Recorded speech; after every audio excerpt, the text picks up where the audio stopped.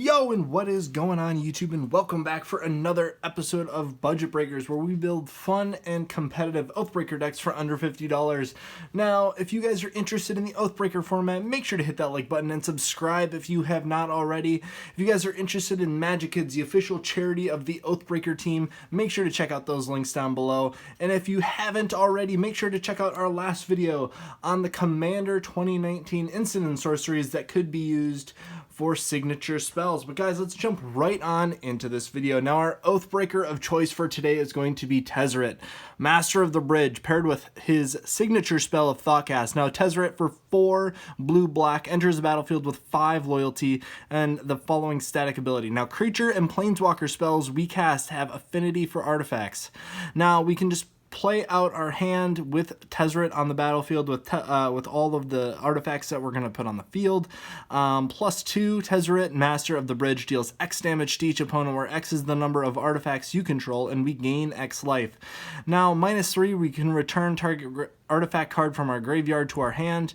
His -8, exile the top 10 cards of your library, put all artifact cards from among them onto the battlefield.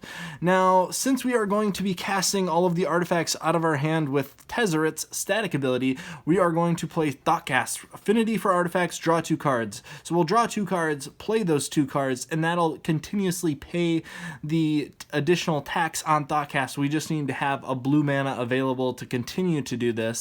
Now, to get into the deck itself, the first kind of package of the deck is going to be a whole lot of mana dorks in this deck. Now, Tezzeret is expensive at 6 CMC, but we also want to have really cheap artifacts, so once he comes down, we can just kind of play out of our hand. Now, we have the Silver Myr, the Leaden Myr, and Palladium Myr as kind of our Myr package, but we also have more mana than that. Hedron Crawler, Mannequin, and Opaline Unicorn all kind of provide that similar effect for colorless mana. We also have Pilgrim's Eye, which is going to, find a basic land when it comes into the battlefield.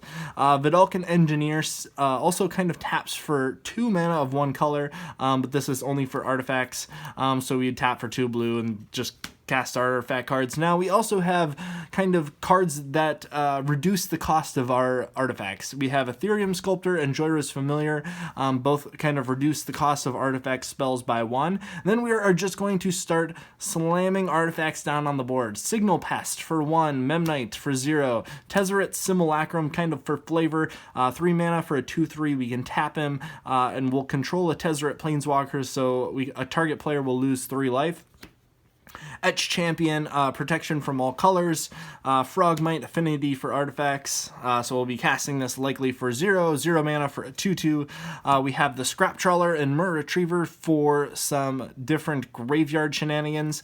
With these two, we don't have the full KCI combo in here. Chief of the Foundry is going to he acts as a lord for all of our little artifact creatures. He kind of will ramp them up. Steel Overseer can put counters on each of those little guys. We also have the Riddlesmith to kind of create value similarly to Sai.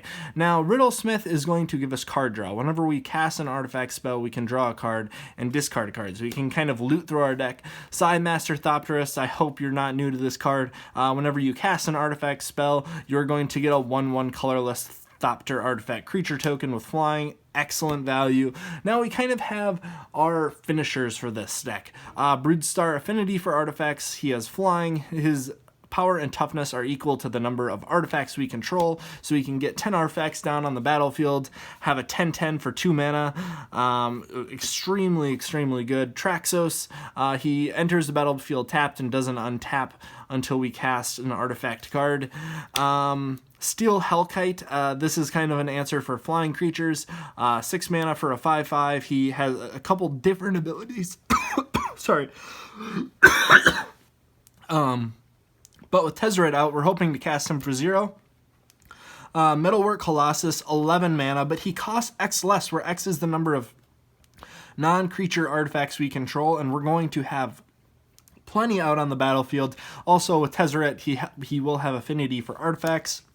The last is going to be the Platinum Angel.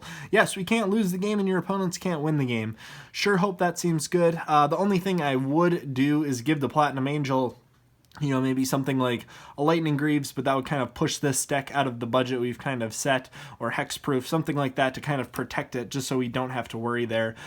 Pristine Talisman, another mana rock. Dimir Signet, another rock. Grafdigger's Cage to kind of lock out some of the graveyard synergies that other players might be playing. It's also an artifact for 1 mana. Everflowing Chalice, we can kick this and just add mana to our mana pool. Cranial Plating, this can get extremely quick to kind of get out of hand if you have a creature with flying like Joyra's Familiar and you just equip this and kind of go to beats. You could even just use one of your Thopter tokens. Felwar Stone for mana. Blinkmoth Urn. At the beginning of each player's pre-combat main phase, if Blinkmoth Urn is untapped, you add 1 mana for each artifact he or she controls. This is going to get very, very, very out of control really quick if we're able to kind of cast out of our hand with Tezzeret on the battlefield. Things that I think you could be doing with this is like, X creatures like Walking Ballista or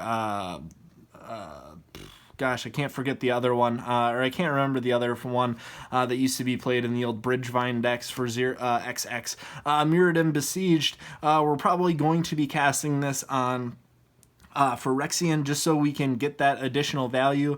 At the beginning of your end step, you draw a card, then discard a card. If there's 15 or more artifact cards in your graveyard, target opponent loses the game. This is also really good on the Mirren mode, where whenever we cast an artifact, we get a 1/1 colorless Mir artifact creature. Fishing Construction, whenever we cast an artifact, we're going to get an additional 1/1 colorless Thopter artifact. So we're just going to be spamming the board, plussing Tezzeret to deal 10 to 12 damage to each of our opponents and kind of lock them out that way. Antiquities War, this kind of loots for the first 2 modes, and then on the 3rd mode, all of our artifacts we control become 5/5 creatures until the end of turn. Now that is going to be it for this Budget Breaker deck. If you guys are loving the series, make sure to hit that like and subscribe button, because what else you gonna do? I'll check you guys later.